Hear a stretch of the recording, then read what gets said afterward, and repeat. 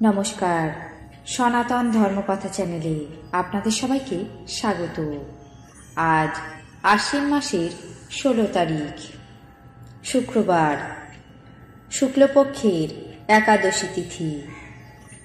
মহাভারতের আদি পর্বের 140তম অধ্যায়ে ধৃতরাষ্ট্রের সামনে কণিকের কুমন্ত্রণা পর্ব শুরু করব।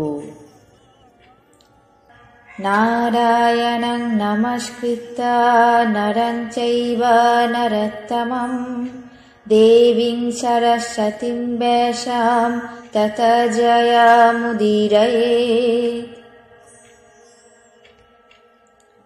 ঋষি বৈশম্পায়ন বললেন, মহারাজ, রাজা ধৃতরাষ্ট্র পাণ্ডুপুত্রদের বল দেখে অত্যন্ত কাতর হয়ে চিন্তা করতে লাগলেন। তারপর মন্ত্রজ্ঞ নীতি নিপুণ মন্ত্রীবর কণিককে ডেকে বললেন, হে ব্রাহ্মণ, পাণ্ডবেরা দিন দিন উৎকৃষ্ট হচ্ছে। আমি এই জন্য অত্যন্ত অধৈর্য হয়ে পড়ছি। এখন তাদের সঙ্গে কিভাবে সন্ধি করব? তুমি বলো, তোমার কথা আমি অবশ্যই শুনব। প্রসন্ন মনা হয়ে নীতিশাস্ত্র বিশারদ মন্ত্রীবর রাজার আদেশ পেয়ে নীতিশাস্ত্র অনুসারে বললেন, মহারাজ, আমি যা বলি তাই শুনুন।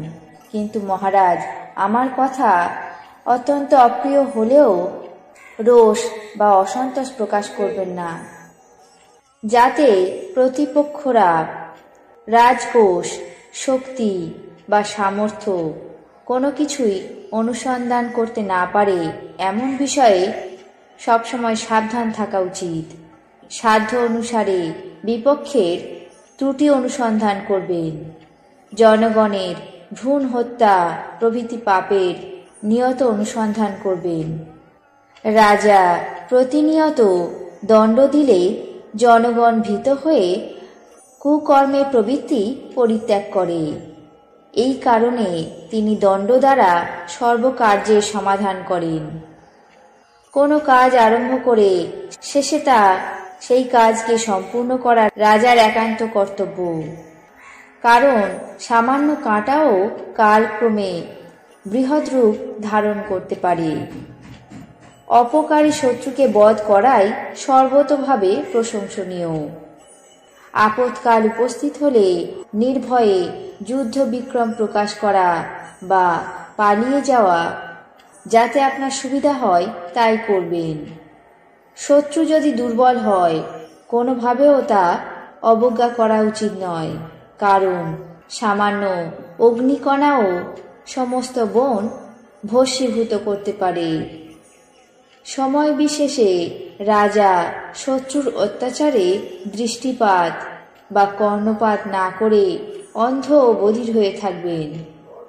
তারপর সাম দাম দণ্ডভেদ ইত্যাদি উপায়ে শত্রুকে বশে এনে তাকে বিনাশ করবেন। কিন্তু সে যদি শরণাপন্ন হয়, তবুও তার প্রতি কখনো দয়া করবেন না। পরিচারকদেরকে প্রার্থনার অধিক অর্থ দান করে পরিতুষ্ট করে শত্রু বিনষ্ট করবেন। শত্রু সংহার করতে পারলে নির্ভীক বা নিরুদ্বিগ্ন হওয়া যায়। শত্রুপক্ষদের যতটা পারবেন বিনষ্ট করবেন। প্রথমত, যাতে প্রত্যেক দিন প্রতিপক্ষের মূল উচ্ছেদ করা যায় এমন চেষ্টা করবেন। পরে তার সহায় এবং বন্ধুদেরকে বিনাশ করবেন। সমূলে উচ্ছেদ করতে না পারলে তা পুনরায় সামনে আসতে পারে। হে মহারাজ, বনস্পতি সমূলে নির্মূল করলে তার শাখা প্রশাখা পাতা কি আগের মতো থাকতে পারে? রাজা একান্ত মনে গোপন করে সর্বদা পরিচ্ছিদ্র দেখতে তৎপর হবেন। নিত্য উদ্বিগ্ন হয়ে শত্রুর প্রতি সম্যক ব্যবহার করবেন।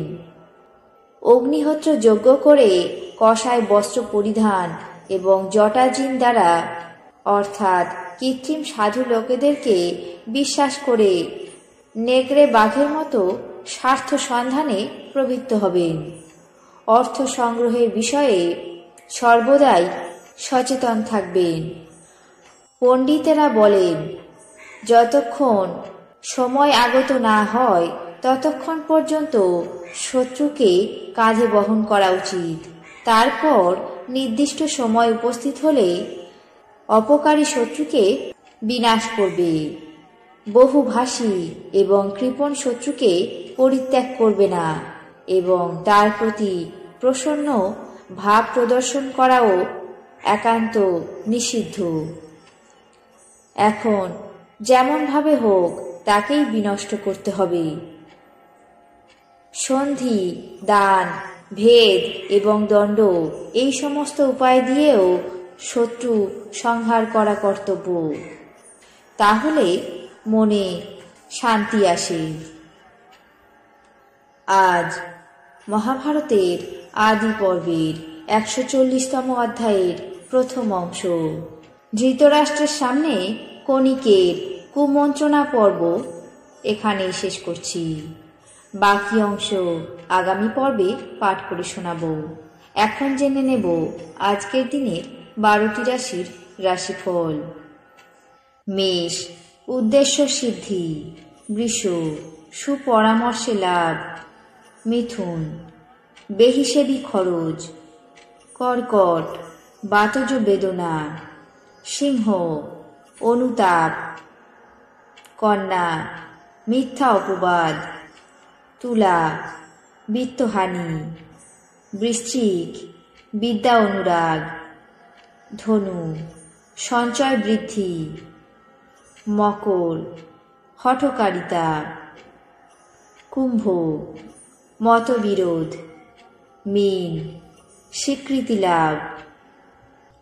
এই ছিল আজকের দিনের 12টি রাশির রাশিফল। আপনাদের কেমন লাগলো তা অবশ্যই কমেন্ট বক্সে জানাবেন। চ্যানেলটিকে সাবস্ক্রাইব করবেন, লাইক করবেন, শেয়ার করবেন।